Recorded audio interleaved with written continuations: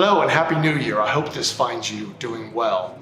During the month of January, we're going to be emphasizing stewardship.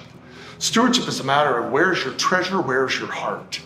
In Jesus' longest sermon that's recorded in the Bible, in Matthew chapter 6, verse 19, he says, "Do not store up for yourselves treasures on earth." But it's interesting, later he says, "But rather store up treasures in heaven." And then catch this in Matthew 6, verse 21, "For where your treasure is, there your heart will be also." You know, that's interesting. Jesus says where your treasure is. I would have thought he would have said where your heart is, that's where you're going to give donations. That's where you're going to give money. But he says where your treasure is, that's where your heart is. So let's talk for a moment. Where is Bethany's treasure? Here's a couple of things I saw this week as far as where our treasure is.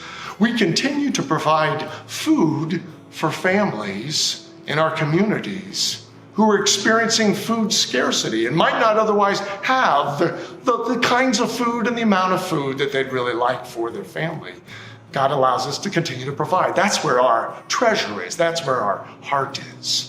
This week we helped a single mom get her car repaired with some pretty significant repairs so that she could continue to go to her job. That's where our treasure is. That's where our heart is. And this week also, we're lifting up in prayer at least 3 of our brothers and sisters who got diagnosis again as far as experiencing cancer. That's where our heart is, and that's where our treasure is. So I hope you and I, as we live our lives, that we'll see as we look at our credit card expenses, our debit card expenses, our checkbook, etc., even cash, imagine that where our treasure is, that's where our heart is, and I hope it's always with Christ. Now, something else I need to share with you. I met with the finance team last night. One concern that was brought to my attention was a concern that many people in our congregation don't have an awareness of what our financial situation is. And I don't want that to be the case. I want you to always have an idea that we would be transparent and that you would know this is our financial situation. Let me give you a few highlights of the year 2022 as far as our finances. There are things to celebrate and there are some challenges as well. First, the celebrations. Just a few months ago, you all gave more than $30,000 to enable us to make the annex, where our offices are, accessible to people in wheelchairs, to people on crutches. We now have a beautiful sidewalk and ramp and steps and patio area. So thank you, more than $30,000. Then just a few weeks ago, when it was mentioned that we had to take out a loan for $190,000 in order to disaffiliate from the United Methodist Church. It was mentioned if you want to help contribute to that, to reduce the loan, you can do that. And you all contributed more than $50,000 in just a matter of a couple of Sundays. Praise God. Praise God. Then very recently, we took a Christmas offering for 2 of our missionaries who are also on staff here, who we love dearly. And as far as I know, we set a record. Over $25,000 was given. So praise God, you add those up, do the math real quick, that's over $100,000 that was given. That's where our treasure is, that's where our heart is.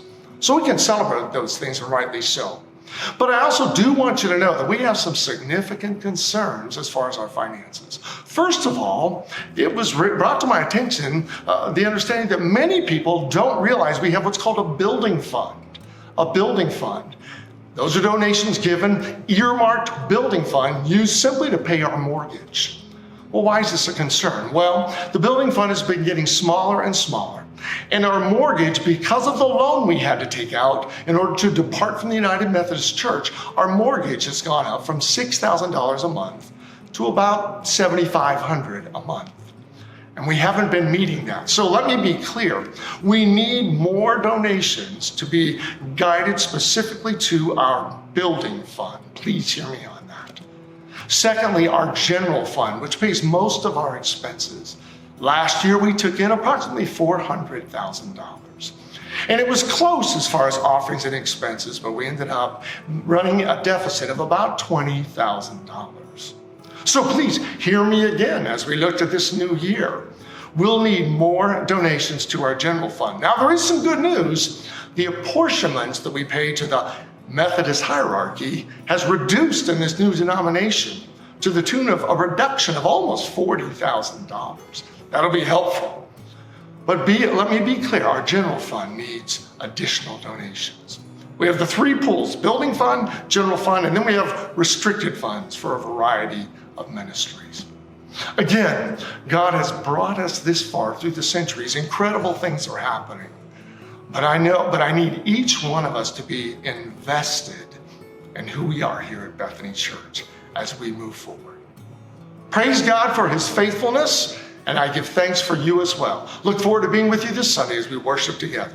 Take care. God bless.